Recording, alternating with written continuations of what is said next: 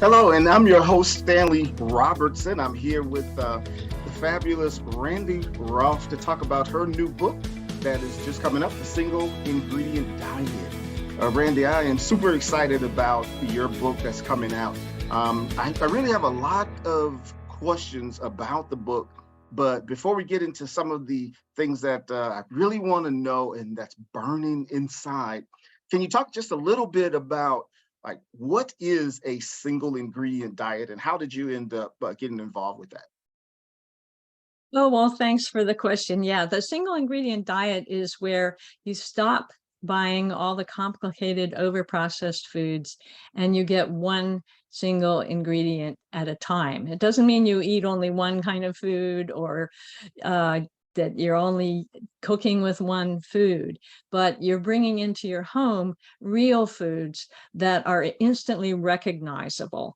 And or if they come in a package that there's one ingredient listed, like whole wheat flour or fish fillet, something like that. So this is an easy way to choose only real foods. And I ask people to do it for 21 days because you have to be pretty strict about it to get the total experience of using just real foods.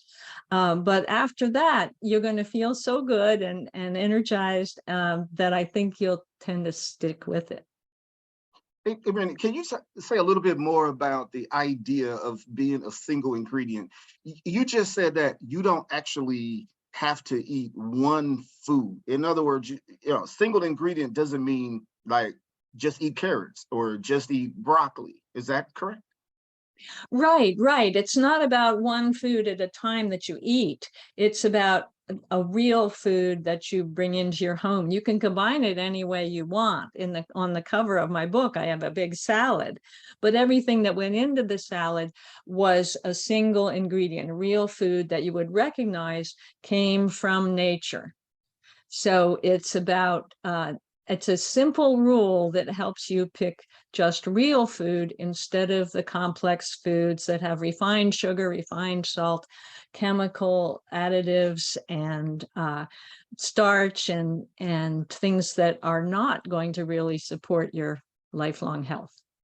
Well, it's interesting that you mentioned, starch and fats and things like that, because one of the things that I'm interested in, and I'd like for you to kind of enlighten me on this, is you made the comment that unprocessed fats, like you can eat unprocessed fats to your heart's content. Can you explain that? Because that seems to go against everything that I've been hearing. Right. It's a provocative way to say it, to your heart's content, because we're supposed to limit our fats for heart health.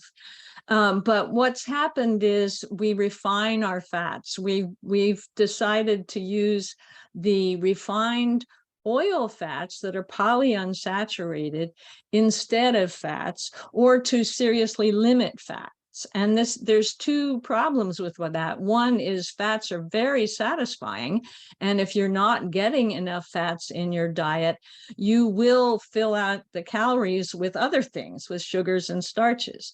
The other side of it is that the polyunsaturated fats are unnatural and they go through some major refinement and chemical treatment and overheating so that they are not useful for the body either. And the body makes poor cell walls, for instance, and it can't make the hormones properly.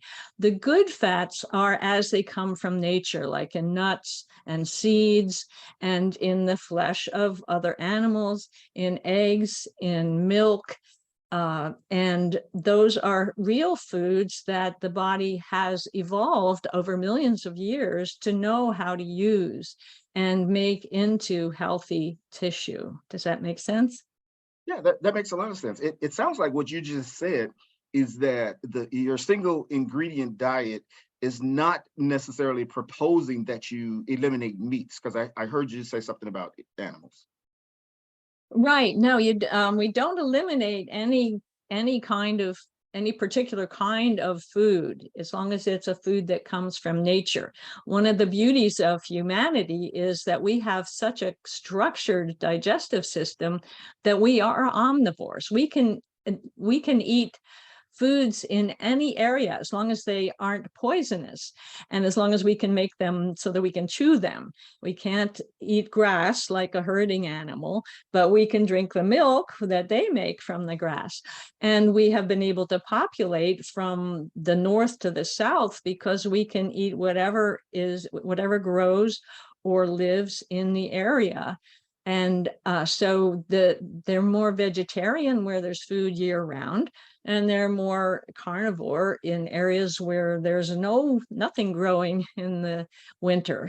So humans can live anywhere, but they need to eat real food as it comes from nature and minimally prepare it so that it tastes good and that we can actually chew it up and digest it.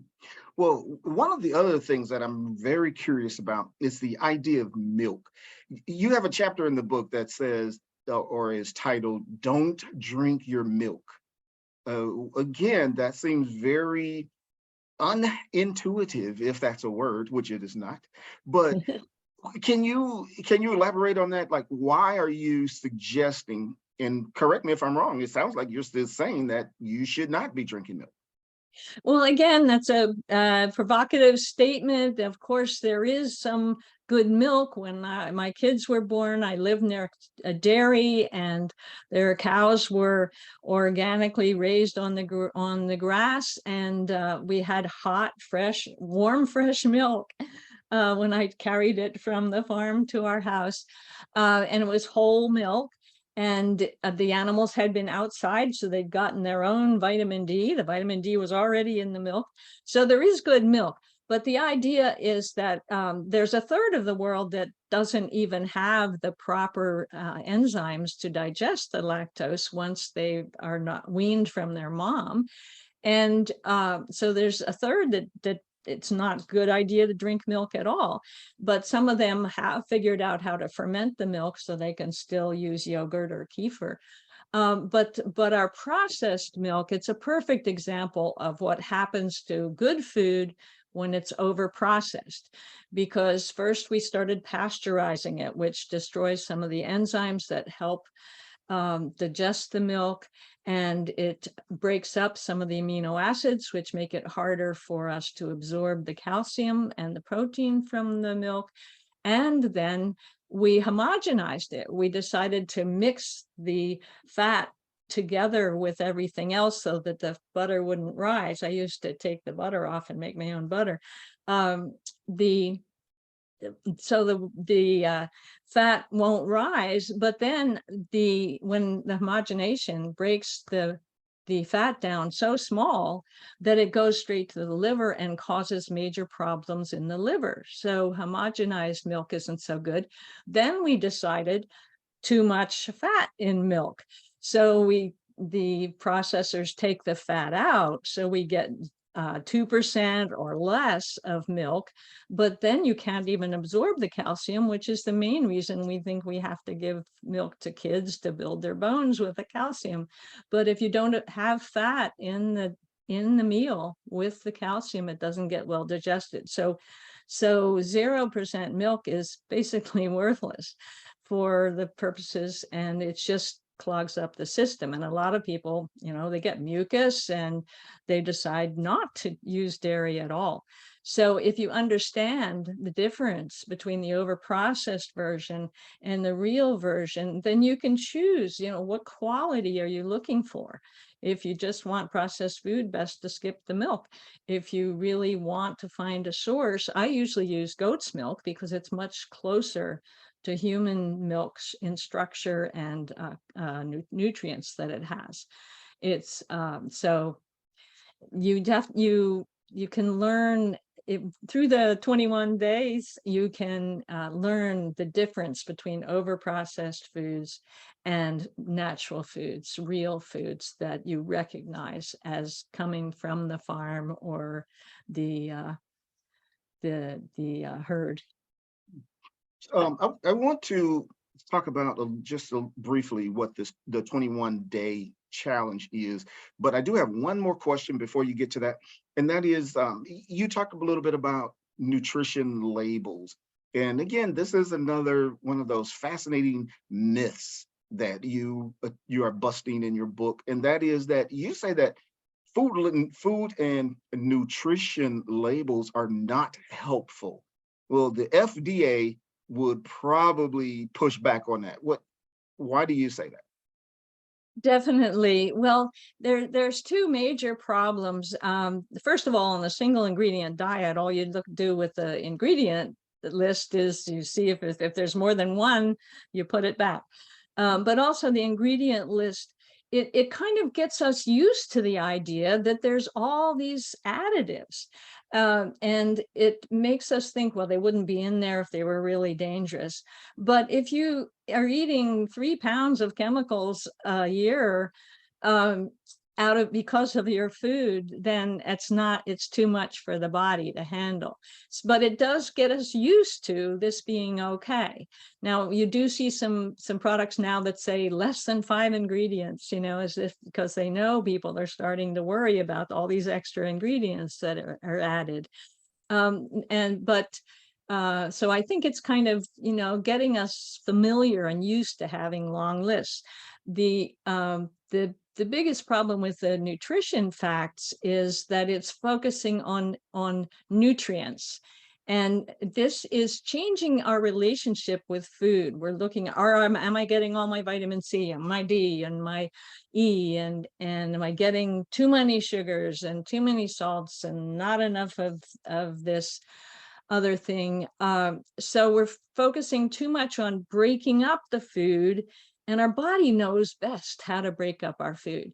Our body knows when you give it real food, it knows where to put all the different pieces.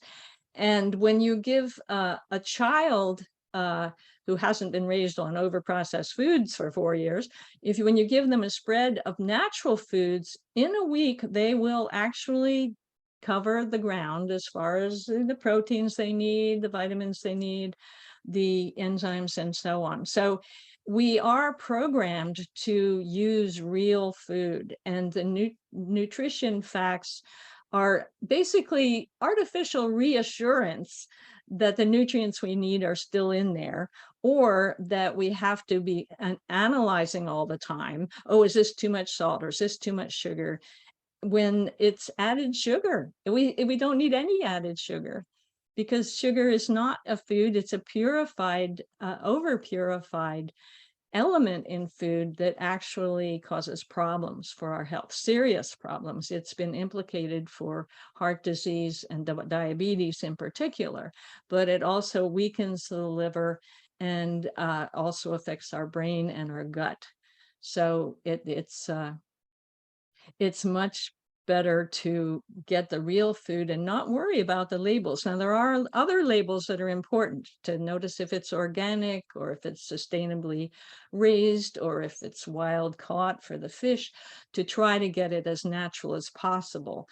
And there's many certifying organizations that they can certify that it's been wild caught or organically grown. So this has been a fascinating conversation. Just to wrap up, Randy, can you talk a little bit about the 21-day challenge and what you want us to take away from that? Yes, sure. My real goal is to have people learn to trust their body and trust its relationship with nature, and trust the relationship between good food and health. It's really the most important thing that you have control over as far as your long-term health. And after the 21 days, you will generally have more energy, feel better, actually feel like moving. So you're getting more exercise and making wiser choices, because your brain will be clearer and you'll be able to choose real good quality food and enjoy it. Have fun with your meals. Excellent. That is Randy Rolfe, the author of The Single Ingredient Diet. Randy, you are amazing, and I really appreciated the opportunity to sit here and have a quick discussion with you about your book. I'm looking forward to it coming out, and I can't wait to get my hands on it and devour it. Thank you, Stanley. It's been a pleasure. Okay, folks, make sure you get this book. I am dubbing Randy the Queen of myth busting, because she busts all kinds of myth in this book. So make sure you grab your copy.